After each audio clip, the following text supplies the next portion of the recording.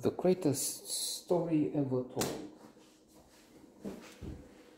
With Christmas, today is the 27th Christmas, 2 days ago, we had some films which celebrate the Christian pagan. Actually, I was reading in Anglo-Saxon attitudes. A splendid book so far. Even if I shouldn't raise my hopes too high, that's one rule of happiness, lower your expectations, because when you're thinking, oh, this will be divine, this will be heavenly, and then it's not so dazzling, thrilling, effervescent as in the first, only at 11%, so 12% of the book. Then even if the book is excellent, but it's not so overwhelming as in the first few pages, you start thinking.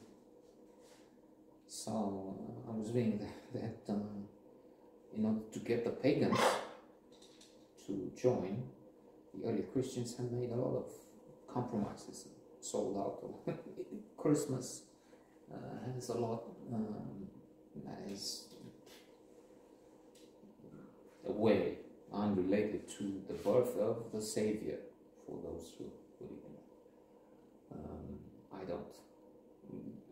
I'm still, in fact, annoyed, irritated by what's going on at Christmas, as in around here, to gated community of many bastards, people who come from the communist regime and their offspring, with the communist mentality.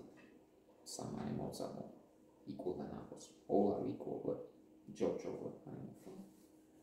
And so this is an occasion for bombardment. They buy something which I understand is illegal, crackers, and it's Afghanistan. Well, another happiness will compare yourself with those who have less. This is much better because it's just a noise in Afghanistan. They don't have noise. So, returning, they have films like that for Christmas. HBO has another stupid idea. They boast of giving you films which have nothing to do with Christmas. As if this is a thing. Yeah, they don't. So, you're original. Give me good films which they miss on for some time. Returning being meek Christian like. This is a spectacular lineup. Max von Sydow, Donald Pleasance, Jose Ferrer, John Wayne, Charlton Heston as John the Baptist. It's who's who, or well, many stars of 60 years ago, maybe,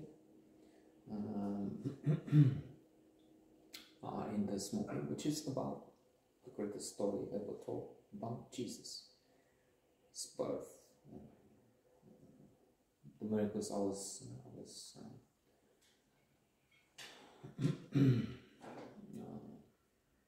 saying, watching this movie, watched it with my daughter, and she wasn't really so much into it. I was trying to look every other line, or every line is in fact a classic from the Bible, with fish and bread and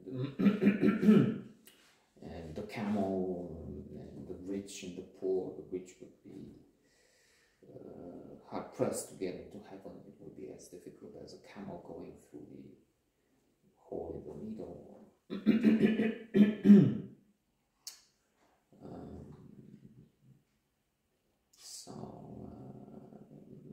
Compelling. It's also true that we know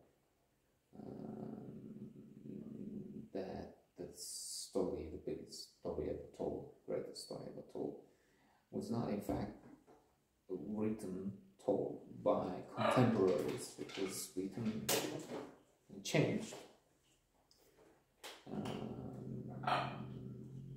more than 100 years later, in fact some centuries later. And still, I was reading in some books on Christianity by Ken Armstrong, the